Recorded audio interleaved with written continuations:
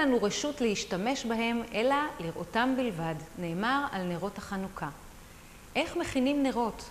היכן אנו פוגשים אותם, ועל האור שהם מביאים איתם, הצטרפו אלינו לסיפורם של הנרות.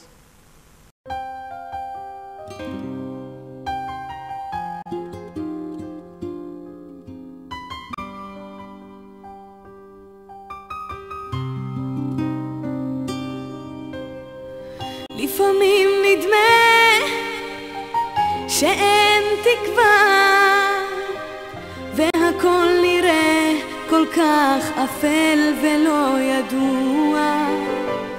הפרחים עוד לא פרחו בגן ובשדה ובעת